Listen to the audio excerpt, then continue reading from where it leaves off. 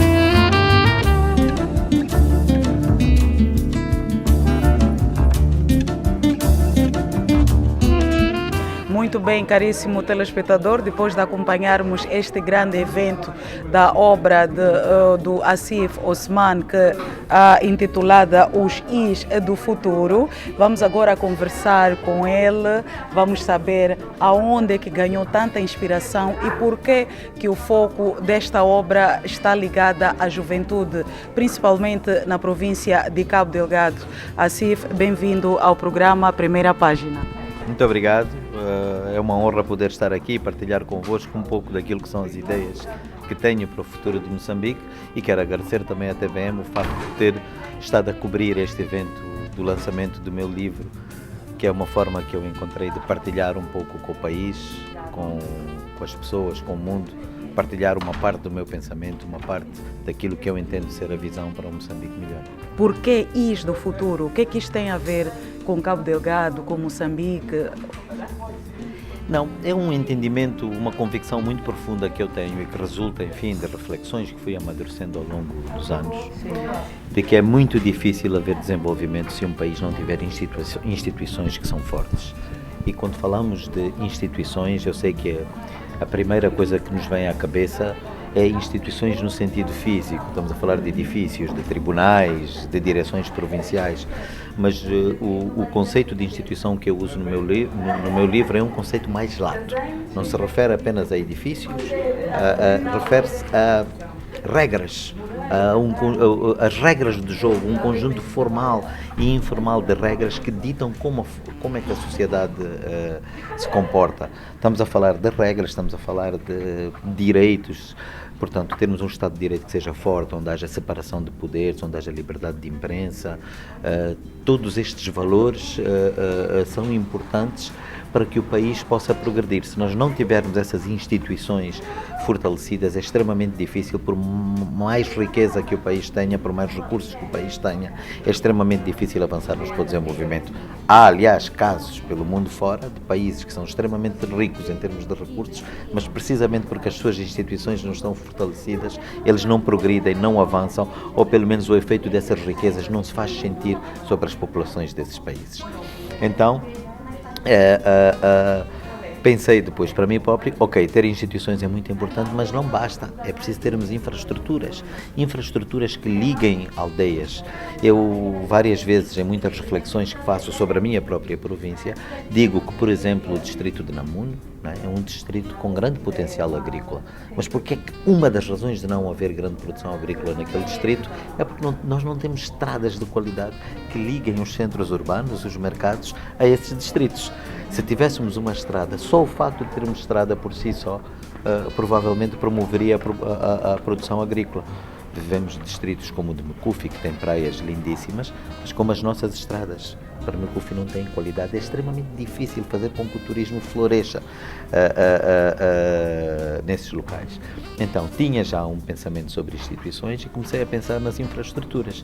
E houve a coincidência feliz de as duas palavras começarem com I, e por isso escolhi o título do livro, Os I's do Futuro.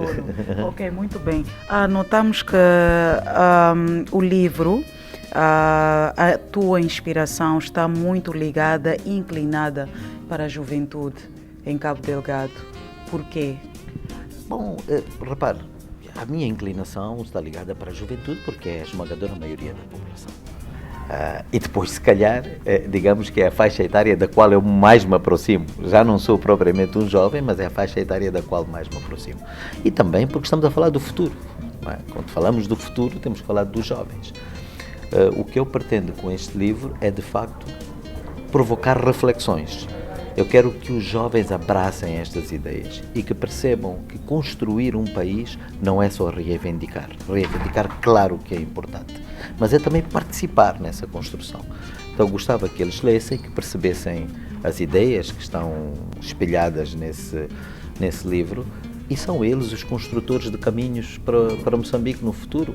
Não que as pessoas mais velhas não sejam importantes, obviamente que são, nem que seja para nos transmitir um pouco da sua sabedoria, mas os construtores do futuro e quem vai desfrutar desse futuro são os jovens, e é por isso que a minha mensagem é especialmente dedicada a eles. Ok, muito bem. Aonde é que trouxe esta inspiração, vendo que está a condizer muito com o que está a acontecer com a juventude em Cabo Delgado? Estamos numa Bahia com várias oportunidades e a maioria da juventude está desempregada. E também conseguimos encontrar aqui infraestruturas e igualdade de oportunidades. Como é que podemos olhar para esta página com positividade acerca da juventude? Bom, primeiro, esta questão das infraestruturas serem uma forma de promover igualdade é porque, de facto, quando as infraestruturas concentram-se, por exemplo, apenas nas zonas urbanas, sim, faz com que a população toda queira se deslocar para essas zonas urbanas. E pessoas que vivem nos distritos sem o mesmo nível infraestrutural, mesmo tendo potencial igual ou superior àquelas que estão na cidade, provavelmente não conseguem explorar esse potencial precisamente por falta de infraestruturas.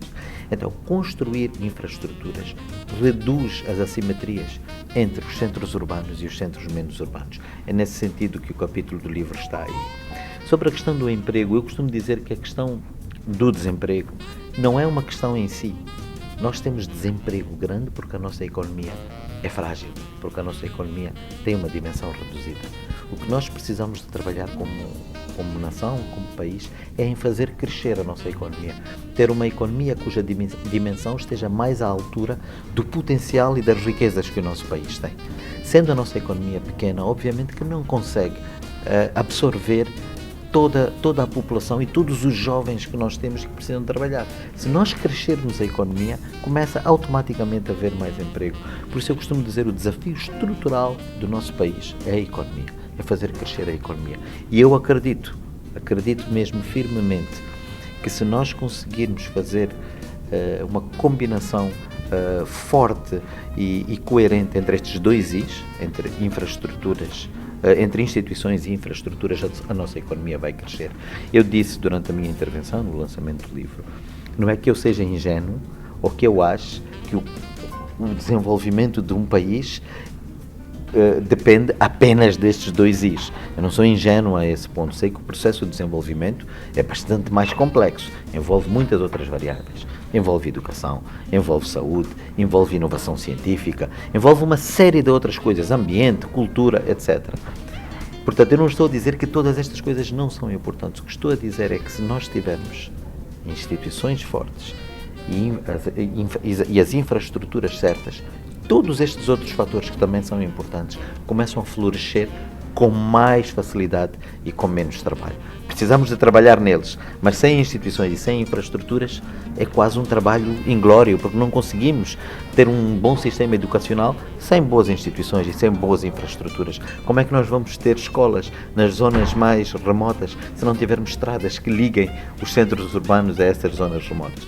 Portanto, é um bocado isso a tese deste livro, é instituições e infraestruturas como alicerces para desenvolver tudo o resto no nosso país. Portanto, é no capítulo 5.2, portanto, em que tive a explicar um bocado o que é que aconteceu no nosso país ao longo dos anos em termos de desenvolvimento infraestrutural. Portanto, há alguns avanços, é preciso reconhecer. O nosso tecido infraestrutural é hoje um pouco maior do que era antes da independência. Se calhar temos alguns aeroportos que não tínhamos, se calhar temos algumas estradas que não tínhamos, mas por outro lado também fomos perdendo qualidade em algumas questões infraestruturais. Portanto, nesse capítulo eu exploro um bocadinho quais foram os avanços que nós obtivemos depois da independência e quais são os bloqueios que não permitem que esses avanços andem ao ritmo daquilo que seria desejável para o crescimento da nossa população. Uma agenda para Moçambique. Pois, digamos que essa é a parte conclusiva do livro, né, em que eu procuro, de facto, vender a ideia de que Moçambique precisa de traçar uma agenda para o futuro, mas uma agenda que se foque precisamente nestes dois aspectos, em instituições e em infraestruturas. Uma agenda bem planificada. Na minha intervenção eu disse que muitas vezes as pessoas dizem que Moçambique precisa de um milagre. Eu acho que não, nós não precisamos de um milagre. Nós temos recursos, temos população, temos recursos humanos e temos recursos financeiros. Nós não precisamos de um milagre, nós precisamos de um plano. Precisamos de coerência na aplicação desse plano. Precisamos de liderança firme e precisamos de continuidade. Se nós tivermos esse plano, se tivermos liderança, se tivermos coerência na implementação e na execução desse plano, nós conseguimos fortalecer instituições, investir em infraestruturas e como resultado disso o que teremos é um crescimento da nossa economia, é mais jovens absorvidos em termos de emprego, melhor educação, melhor saúde, que é o que todos nós queremos. Nós, como disse há bocado, eu por exemplo já não sou um jovem, também não sou velho, graças a Deus, mas não sou jovem e tenho que começar a pensar um bocado no legado que vou deixar, no país que vou deixar para os meus filhos e depois para os meus netos. Ok, muito bem. Falando na juventude, há já muito que eu queria trazer este tema para falar do desenvolvimento empresarial em Cabo Delgado. Estamos numa província com muita riqueza. Temos aí o gás, o petróleo e também temos jovens formados nesta área. Como é que eles podem trazer uma estratégia assim, uma estratégia fácil quando se trata de desenvolvimento empresarial aqui na nossa província? Bom, em primeiro lugar, quando se trata de procurar prosperidade, quando se trata de procurar sucesso, não há estratégias fáceis. Isso é a primeira coisa de que os jovens, todos nós, temos que nos convencer. Ter sucesso dá trabalho. Não há sucesso fácil. Agora, é verdade que nós podemos e devemos usar a dimensão destes projetos de petróleo e gás e do efeito multiplicador que essa dimensão pode trazer para potenciar valências e competências que infelizmente são fracas no nosso país. Nós temos que reconhecer isso. As competências nossas como empresários, as valências nossas como empresários, as competências dos nossos recursos humanos, as valências dos nossos recursos humanos deixam um pouco a desejar. E é natural que assim seja. O país não é um país desenvolvido, portanto a qualidade dos seus recursos humanos e a qualidade dos seus empresários anda um pouco a reboque do nível de desenvolvimento em que nos encontramos. Então, o que nós temos que fazer é tentar, na medida do possível, aproveitar o boost que estes grandes projetos podem trazer para o país para potenciar melhor as nossas competências. E isso faz-se, ao contrário do que muita gente pensa, é dando oportunidades. Portanto, nós como país, em coordenação com as multinacionais, temos que desenvolver uma política que dê alguma primazia aos recursos humanos locais, aos recursos humanos moçambicanos, aos empresários locais e aos empresários moçambicanos. A discussão sobre qual é a política, como é que podemos conseguir encontrar o equilíbrio entre os requisitos de qualidade e de quantidade que estas multinacionais exigem e as nossas próprias competências, como é que nós podemos conseguir este equilíbrio? É uma discussão muito mais complexa, que quase justificaria um programa inteiro, mas a verdade é que digo, e com firmeza, que é possível fazer isso. É possível encontrarmos formas de dar alguma primazia aos recursos humanos e às empresas moçambicanas, mas exige boa vontade de todas as partes. Há a tendência às vezes para culpar só as multinacionais ou culpar só o governo. Não. Tem que haver boa vontade, tem que haver cedências de todas as partes envolvidas. Governo, multinacionais, empresas moçambicanas e recursos humanos moçambicanos. Ok, muito bem. Para finalizar, para quem vão os seus especiais agradecimentos? Bom, de facto a secção de agradecimentos do meu livro e a minha intervenção durante o lançamento já foi bastante clara nesse sentido. Os meus pais, tanto os pais biológicos como os pais adotivos, a minha esposa, os meus irmãos, a minha irmã, os meus irmãos, à família toda em geral, aos meus filhos, obviamente, porque são uma fonte de inspiração, às minhas sobrinhas, aos meus amigos próximos que me acompanham sempre no dia a dia. Todos eles tiveram uma contribuição bastante relevante para que este livro fosse uma realidade. Portanto, é para eles que vai o meu agradecimento. Também sou extremamente grato às autoridades que me deram a honra de estar aqui presente para dar algum brilho a este evento. A sala, como viu, estava cheia, é sinal de que existe algum carinho por mim e isso obviamente que me deixa sensibilizado. Portanto, eu acho que seria extremamente injusto eu começar a nomear pessoas aqui, porque certamente deixaria alguém de fora e isso seria um erro imperdoável. Ok, muito bem. Desde sonhar até o momento da grande realização, qual foi a parte difícil que teve em questões de inspiração? Não, para lhe ser franco, a escrita do livro propriamente dita, como eu disse, levou 3 ou 4 meses. Tecnicamente, se me perguntarem quanto tempo é que demorou, se foi 3 ou 4 meses, não foi uma escrita demorada, até porque não é um livro maçudo em termos de dimensão. Agora, são quantos? 127 páginas. Portanto, não é um livro maçudo, só que é verdade que as ideias que estão no livro foram sendo amadurecidas ao longo de muitos anos. Algumas delas até já estavam em textos soltos. Portanto, houve algum trabalho de compilar textos soltos, em que tive que poupar tempo aí, poupei bastante tempo na escrita, porque algumas coisas já estavam escritas, mas o livro levou-me 3 ou 4 meses. Agora, houve desafios que tive que ultrapassar. Um deles foi, por exemplo, este de, em determinados momentos, ter perdido um pouco a confiança sobre o livro, sobre se os textos tinham ou não tinham qualidade suficiente para serem publicados. Mas aí valeu o encorajamento de familiares e amigos que iam lendo o livro e devolviam-me essa confiança.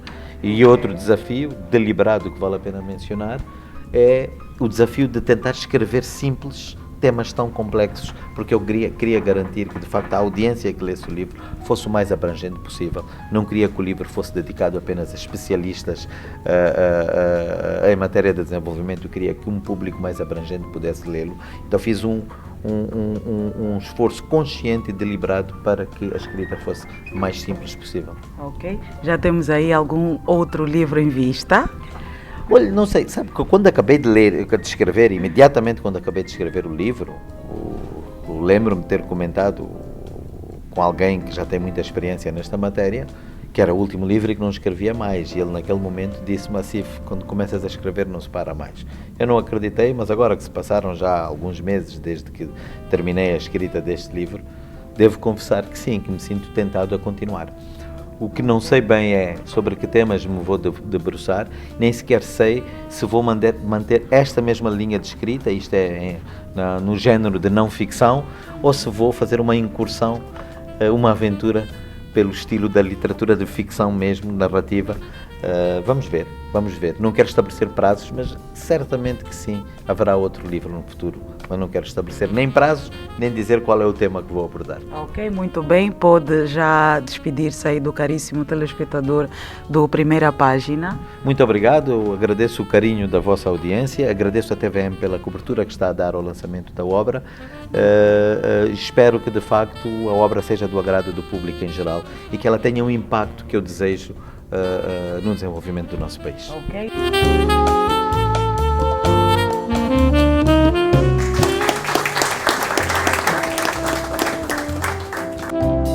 Bem, para finalizar, deixa-me só ler aqui o prefácio.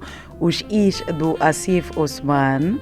Asif Osman é um jovem que desponta e aponta para o futuro, um contexto histórico em que o país se encontra, no qual todos os jovens são convocados a pensar e a propor caminhos para a sua reestruturação em novos paradigmas. Esta é a obra do Asif Osman, que foi intitulada Os Is do Futuro. Chegamos na reta final do programa A Primeira Página, a partir da província de Cabo Delgado, e nós voltamos na próxima oportunidade. Até lá.